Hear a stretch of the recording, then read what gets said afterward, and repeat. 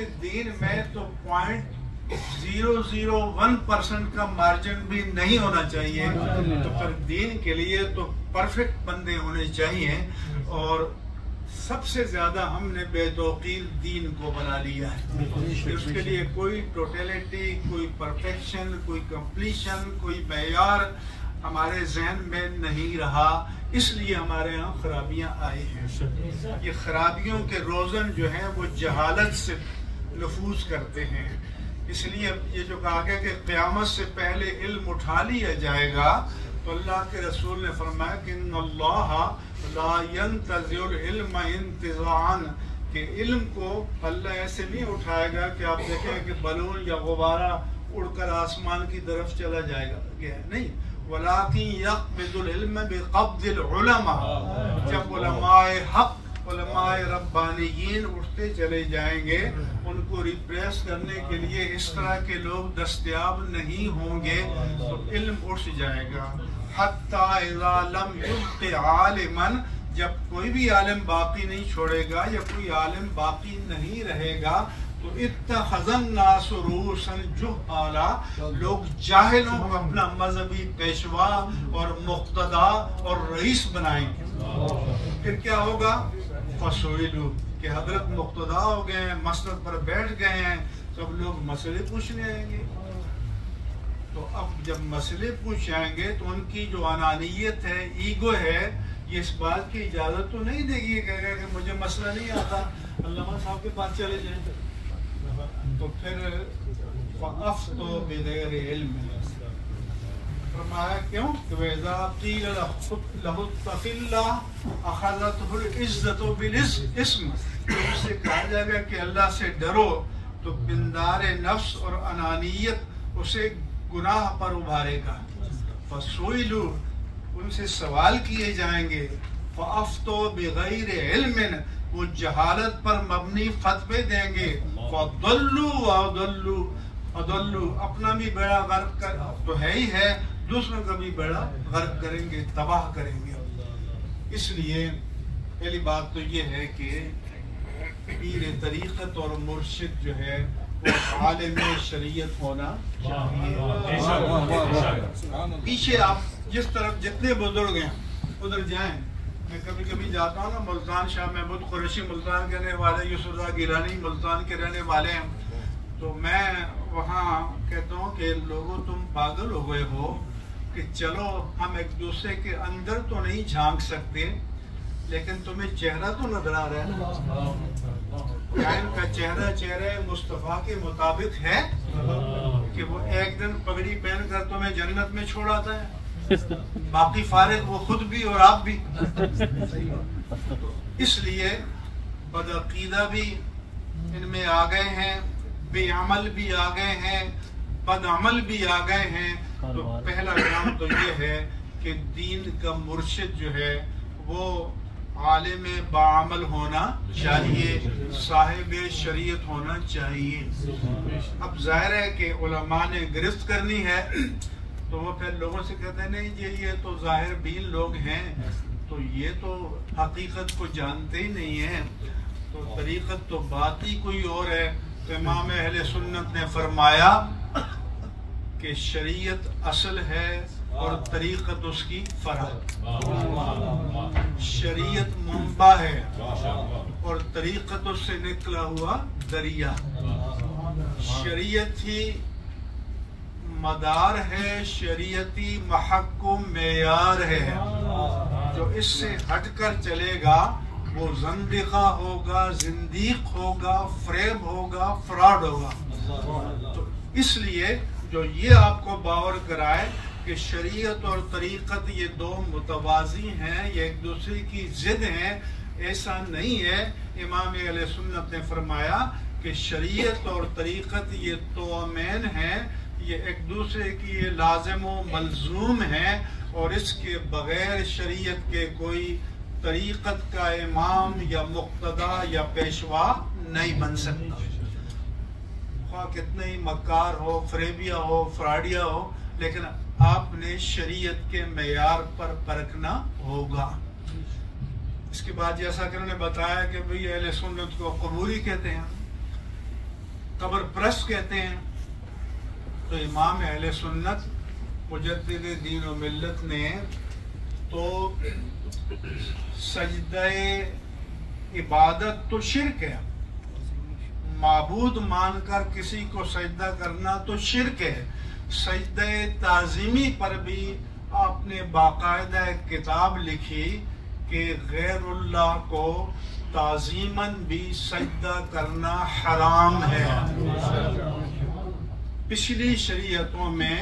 یہ جائز تھا، جیسے حضرت آدم علیہ السلام کو ملائک نے سجدہ کیا، اس کی اپنی تعویلات اور توجیحات ہیں کہ حضرت یوسف علیہ السلام کو ان کے والدین اور بھائیوں نے کیا، میں ان تفصیلات میں نہیں جا سکتا، لیکن ہماری شریعت میں سجدہ تعظیمی حرام ہے، حرام ہے، حرام ہے۔ تو جو پیر اپنے آپ کو سجدہ کرائے تو وہ حرام کا مرتکب ہو رہا ہے اور حرام کی ترغیب دے رہا ہے، وہ مقتدا بننے کا اہل نہیں ہو سکتا۔ پھر آپ سے پوچھا گیا کہ کیا قبر کو بوسہ دے سکتے ہیں؟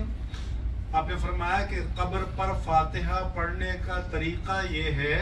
کہ پائنتی کی طرف سے جاؤ، سرہانے کے سامنے کھڑے ہو جاؤ، قبلے کی طرف پیٹھ کر کے اور میت کی طرف رخ کر کے، کیونکہ میت کا رخ قبلے کی جانب ہوتا ہے۔ میں ایک مرتبہ مدینہ منورہ میں حاضر تھا، تو مسجد بند ہو گئی، ہم باہر کھڑے ہو گئے، تو ہم روضہ رسول کے سامنے درود پاک پڑھ رہے تھے، دعائیں مانگ رہے تھے، ہمارے بہت سارے لوگ جمع ہو گئے، تو وہ جو ہے ان کے متوجہ ہوتے ہیں، وہ آیا اور پکڑ کے قبلے کی جانب رخ کیا کہ دعا کرتے رخ قبلے کی جانب ہونا چاہیے۔ تو میں نے کہا کہ آج جمعے کا دن تھا اور امام نے خطبہ دیا، میں دعا کی اور اس کی پیٹھ قبلے کی جانب تھی اور رخ لوگوں کی جانب تھا، آپ کی ڈیوٹی تھی کہ کھڑے آپ اور اس کو پھیر دیتے۔ تو اس لیے کہ امام قبلے کی جانب پیٹھ اور لوگوں کی جانب رخ کیوں کرتا ہے؟ لوگوں کی تقریر میں، ورنہ تو یہ پیٹھ کر کے بھی تقریر کر سکتا تھا، مائک کی آواز تو پہنچتی ہے۔ تو اگر ہم جیسے گناہگار مسلمانوں کی تکریم کے لیے قبلے کی طرف پیٹھ کر کے خطاب کرنا جائز ہے، تو تاجدار کائنات کی تکبیر،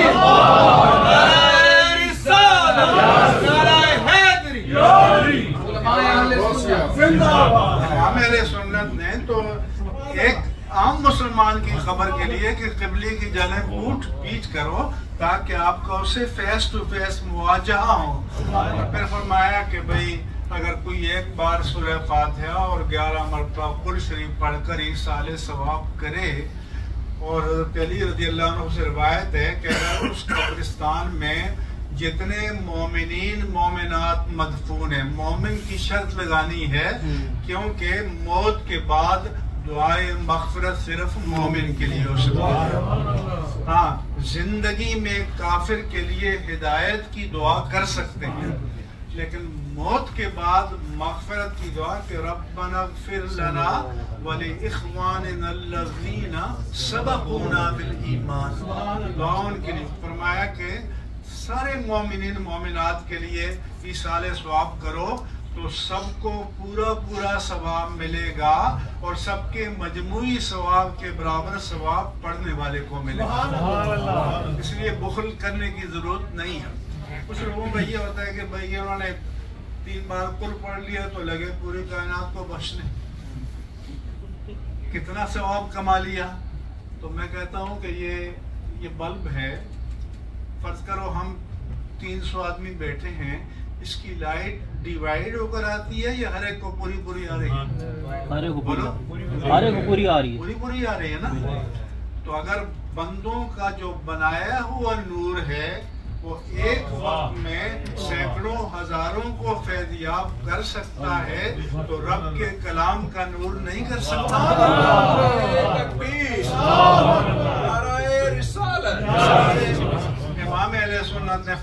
پوچھا کہ قبر کو بوسہ دے سکتے ہیں؟ نہیں، فرمایا کہ لکل فن رجال ولکل رجال مقال ولکل مقال مجال ولکل مجال محال۔ انہوں نے کہا کہ ہر فن کے اپنے ماہر ہوتے ہیں، اگر سارے اہل علم ہوں تو پھر علمی باتیں کی جائیں، اور اس کے اہل سب لوگ نہیں ہوتے، اور ہر مقام نہیں ہوتا کہ سب باتیں بیان کی جائیں۔ عوام کے لیے احوط یہ ہے، علماء کے اس میں اقوال ہیں، بعض لوگ قبر کو بوسہ دینے کے جواز کے بھی قائل ہیں، لیکن عوام کے لیے سب سے زیادہ احتیاط اس میں ہے کہ ان کو منع کیا جائے، کیونکہ پہلے سجدہ کریں گے اور پھر پہلے بوسہ دیں گے، پھر سجدے کی طرف جائیں گے۔ اس لیے آپ نے تو قبر کو بوسہ دینے کی اجازت بھی نہیں دی، جائے کہ سجدہ کرنے کی اجازت دیں، یہ اس کا تصور پیدا کیا جائے۔ تو اس لیے امام اہل سنت نے بدعات کا سد باب کیا ہے، اور اس لیے ایک شاعر نے کہا تھا کہ وہ بات سارے فسانے میں جس کا ذکر نہیں، وہ بات ان کو بہت ناگوار گزری ہے۔ کہ امام اہل سنت تو بدعت کے سب سے زیادہ قامع ہیں، جڑ سے وہ کھیڑنے والے ہیں۔ اور ایک آخری بات آپ کو ایک دو مثالیں پیش کروں گا کہ سب سے اہم چیز تو قرآن کریم ہے نا دین کے لیے، اللہ کا کلام ہے، اور اللہ کا کلام ہم سب نہیں سمجھ سکتے۔ تو پہلے تو یہ تھا کہ قرآن کا ترجمہ کرنے کو بدعت کہا جاتا تھا، کیونکہ اللہ کے کلام کا ایک جملہ جتنے معنی کو سموئے ہوئے ہوتا ہے، اس کو بندے کے کسی کلام میں بیان کرنا ممکن ہی نہیں ہے۔ اس لیے ترجمہ قرآن کو قرآن کبھی نہیں کہا جائے گا۔ ترجمہ قرآن ترجمہ ہے، اور ترجمے میں بہتری آتی رہے گی، اور نئے نئے تراجم ہوتے رہیں گے۔ ہمارے ایک عربی شاعر نے کہا اپنے محبوب کے لیے کہ یزید کا وجہہ حسنا اذا ما زدتہ نظرا، کہ میرا محبوب اتنا حسین ہے کہ تو جتنی بار اس کو دیکھے گا، ہر بار حسن کا ایک نیا زاویہ تمہارے سامنے آئے گا۔ تو ہم کہتے ہیں کہ قرآن اتنے حسنات کا، کمالات کا مجموعہ ہے، جتنی بار کوئی اس کا اوپر غور کرے گا، ترجمہ کرے گا، ایک نیا زاویہ اس کے سامنے آئے گا۔ اگر ابھی پچھلے دنوں ایک خواتین جدت کی سردار، خواتین عالم کی سردار سیدہ فاطمہ الزہرا رضی اللہ عنہا کے حوالے سے کچھ بحثیں چلی، تو ایک صاحب نے معصومہ کہا۔ اب ان سے کہا جی معصوم تو انبیاء ہوتے ہیں۔ اب انہوں نے ڈکشنری کھول دی کہ دیکھو اسما یاسم کے معنی جو ہیں وہ بچانے کے ہیں، تو اس لیے میں نے معصومہ کہا ہے۔ تو قرآن کے معنی کو صرف ڈکشنری سے نہیں طے کیا جائے گا، قرآن کو سمجھنے کے لیے صاحب قرآن کے مکتب میں بیٹھنا ہوگا، اسی قرآن کو سمجھیں گے۔ تو عربی میں ایک لفظ کے 80 معنی آتے ہیں، اور ایک معنی کے لیے 80 الفاظ آتے ہیں۔ اس لیے نہیں دیکھا جائے گا کہ بھئی یہ جو حضرت نے ترجمہ کیا ہے یہ ڈکشنری میں ہے یا نہیں، یہ دیکھا جائے گا کہ اس کی نسبت اللہ کی طرف ہے تو وہ معنی کیا جائے گا جو اللہ کے شایان شان ہو، اور اس کی نسبت رسول اللہ کی طرف ہے تو وہ معنی کیا جائے گا جو رسول اللہ کے شایان شان ہو۔ ولی کی طرف ہے تو وہ معنی کیا جائے گا جو ولی کے شایان شان ہو۔ اس کی میں چند مثالیں آپ کو پیش کرتا ہوں تاکہ آپ کو سمجھ میں آ جائے۔ مثلا قرآن میں وَظَنُّونَ إِذْ ذَهَبَ مُغَاضِبًا فَظَنَّ أَن لَّن نَّقْدِرَ عَلَيْهِ، مچھلی والا نبی یونس علیہ السلام جب قوم سے ناراض ہو کر چل دیے تو انہوں نے گمان کیا کہ أَن لَّن نَّقْدِرَ عَلَيْهِ۔ شیخ الہند نے ترجمہ کیا کہ ہم نہ پکڑ سکیں گے اس کو، ہم نہ پکڑ سکیں گے ان کو۔ مولانا علامہ فتح محمد جالنی نے خیال کیا کہ ہم ان پر قابو نہیں پا سکیں گے۔ مولانا جوناگڑھی نے کہا کہ خیال کیا کہ ہم اسے نہ پکڑ سکیں گے۔ تو مجھے بتا، ہم تو گناہگار ہیں نا، ہم میں سے کوئی کہہ سکتا ہے کہ اللہ پکڑ نہیں سکے گا؟ بولو، کوئی سوچ سکتا ہے کہ اللہ نہیں پکڑ سکے گا؟ تو یہ تو یونس علیہ السلام کے بارے میں اللہ یونس علیہ السلام سوچ سکتے ہیں کہ اللہ ان کو پکڑ نہیں سکیں گے؟ اب قدرہ یقدروں کے معنی قدرت پانے کے تو ہیں، لیکن یہ معنی کیا یہاں مناسبت رکھتے ہیں؟ تو امام اہل سنت نے ترجمہ کیا کہ ذوالنون کو یاد کرو جب چلا غصے میں بھرا تو گمان کیا کہ ہم اس پر تنگی نہیں کریں گے، کیونکہ قدرہ یقدر کے معنی تنگی کے، ان اللہ یقدر رزق لمن یشاء ویقدر، تنگی کرنے کے معنی ہے کہ بھئی ہم پوچھیں گے نہیں کہ بھئی آپ نے کیا کیا۔ یہ جن کا میں نے حوالہ دیا یہ بڑے لوگ ہیں، دیوبند کے سارے علماء ان کے ماتحت تھے، شیخ الہند کہلاتے تھے، لیکن ترجمہ آپ کے سب اردو ہے۔ اگر کوئی اور زبان ہوتی تو آپ کہتے ہیں بھئی آپ نے اوپر نیچے کر دیا، اردو ہے آپ سمجھتے ہیں۔ تو یہ امام اہل سنت اس کو کہتے ہیں۔ اب میں آپ ایک سائنٹیفک مثال دیتا ہوں، ایسا تو بہت زیادہ کتابیں لکھی گئی ہیں اس پر۔ مثلا یا معاشر الجن والانس ان استطعتم ان تنفذوا من اقطار السماوات والارض لا تنفذون الا بسلطان۔ سورہ رحمان کی آیت ہے کہ اے جنوں اور انسانوں کے گروہ، اگر تم زمین و آسمان کی حدوں سے نکل سکتے ہو تو نکل کر دیکھ لو، لا تنفذون الا بسلطان۔ اس کا ترجمہ شیخ الہند نے کیا کہ نکل باغون نہیں، نکل سکنے کے بدون سند کے، سند چاہیے۔ اچھا، اس کا ترجمہ مولانا اشرف علی تھانوی نے کیا کہ تم نہیں نکل پاؤ گے مگر بدون زور کے نہیں نکل سکتے، اور زور ہے نہیں، یہ انہوں نے فرمایا۔ اسی طرح سے اوروں نے ترجمہ کیا۔ تو اب اگر کوئی ہم سے پوچھے کہ حضور آج راکٹ داغتے ہیں تو زمین کے گریوٹی سرفیس سے نکل جاتے ہیں، پھر راکٹ داغتے ہیں تو کسی اور سیارے کی حدود میں داخل ہو جاتے ہیں، واپس راکٹ داغتے ہیں تو زمین کی دائرہ کشش میں راکٹ داخل ہو جاتے ہیں۔ تو کوئی کہے گا بھئی آپ تو کہہ رہے تھے نہیں نکل سکتے بغیر زور کے، اور زور تو ہے نہیں، زور تو آ گیا، تو تمہارا قرآن کا دعویٰ تو سچا نہ ہوا۔ سمجھ آ رہی ہے بات نہیں؟ اور کیا پتا کہ 1000 سال بعد انسان کہاں تک پہنچے گا۔ تو امام اہل سنت نے ترجمہ کیا، کیونکہ سلطنت کے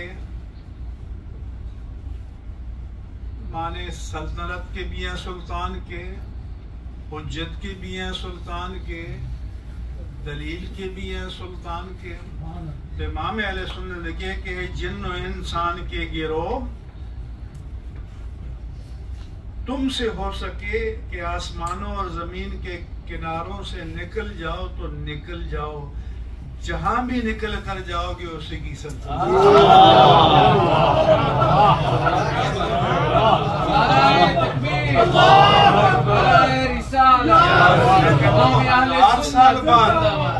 ہزار سال بعد انسان کہیں تک بھی نکل جائے، مگر اعلیٰ نے ترجمہ کیا کہ جہاں بھی جاؤ گے بادشاہ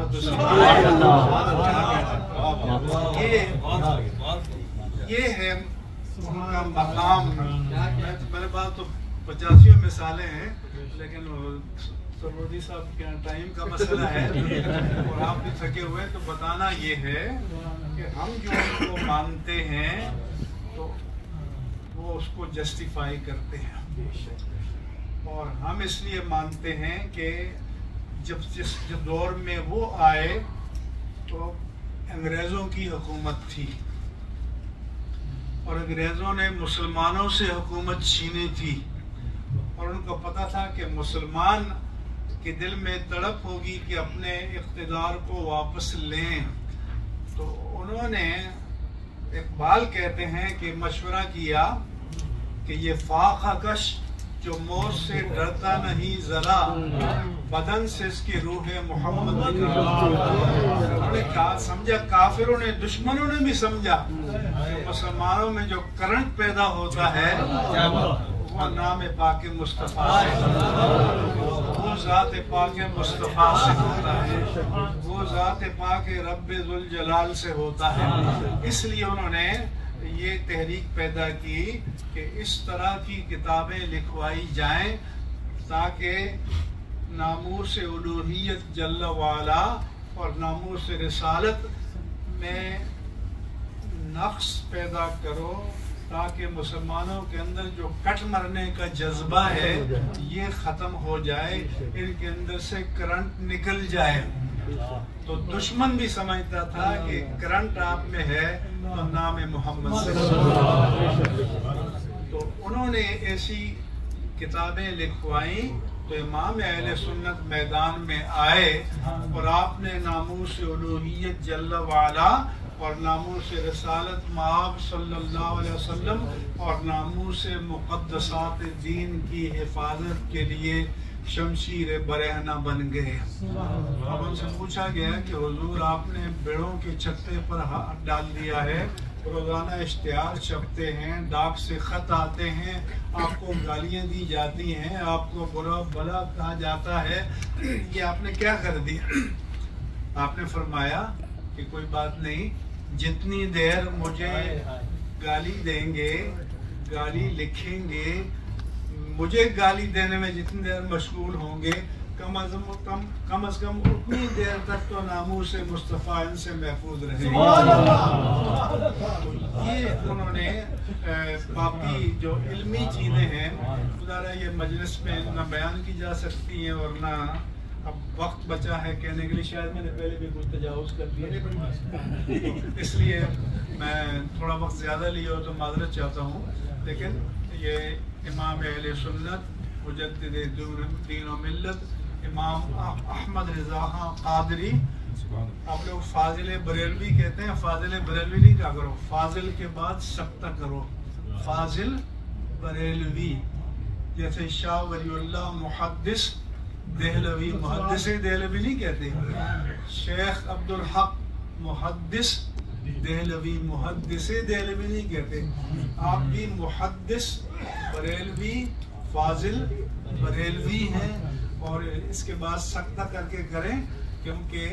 اور دوسرا یہ ہے کہ ہمارا مسلک بریلوی نہیں ہے، مسلک ہمارا اہل سنہ والجماعہ، مسلک کا نام بریلوی نہیں ہے، بریلی شریف ہمارے امام کا مسکن ہے، ان کا وطن ہے، تو اس کی طرف نسبت ہے، مسلک ہمارا اہل سنت و جماعت ہے۔ جب بھی آپ سے کوئی بریلوی کہے آپ کہہ دیں کہ ہمارا مسلک بریلوی نہیں ہے، اور ہم مسلک اہل سنت والجماعت ہے تو پھر ہم پوری کائنات میں جہاں جہاں اہل سنت والجماعت ہے وہ ہمارے بھائی ہیں، ہم ان کے بھائی ہیں، ہم ان کا انٹیگرل پارٹ ہیں، ہم کوئی الگ جزیرے میں نہیں رہتے، یہ بات آپ کے ذہن میں ہونا چاہیے۔ ہماری کچھ علاقائی امتیازات ہیں جیسے ہر خطے کے ہوتے ہیں، لیکن میں اپنے دوستوں سے کہتا ہوں کہ برانڈڈ چیزیں کم کرو اور کامن چیزیں جو ہیں وہ زیادہ لاؤ، تاکہ پتہ چلے کہ ہم پوری امت کا ایک لازمی اور غیر منقطع حصہ ہیں اور انشاءاللہ رہیں گے، کیونکہ آخری بات اجازت ہے، انڈیا میں ان کے تھنک ٹینک جو ہے ان کا میٹنگ ہوئی اور ان سے پوچھا گیا کہ انڈیا کے 20 کروڑ مسلمان اگر پرامن طریقے سے انڈیا میں رہنا چاہیں تو کوئی راستہ ہے؟ تو انہوں نے کہا 3 شرطیں ہیں. کسی کو کافر نہیں کہو گے، دوسرا یہ کہ امت کی بات نہیں کرو گے، تیسرا یہ کہ جہاد کی بات نہیں کرو گے. اور ان کے ایک ان سروس بریگیڈیئر نے لیکچر دیتے ہوئے کہا کہ یہ مقبوضہ کشمیر کے مسئلے کی جڑ امت ہے. تو پھر آپ کو سمجھے، اس لیے ہمیں امت کا انٹیگرل پارٹ بن کر رہنا ہے. اور پوری دنیا میں جہاں جہاں اہل السنہ والجماعہ ہیں وہ ہمارے بھائی ہیں. اور امیر مینائی نے کہا تھا کہ خنجر چلے کسی پہ تڑپتے ہیں ہم امیر، سارے جہاں کا درد ہمارے جگر میں ہے. جہاں بھی مسلمان پر تکلیف آئے گی، چوٹ آئے گی، وہ دکھ ہمارا دکھ ہوگا، وہ درد ہمارا درد ہوگا. جب تک اسے چین نہیں ملے گا ہمیں بھی چین سے نہیں رہنا چاہیے. وما علیہ الا البلاغ.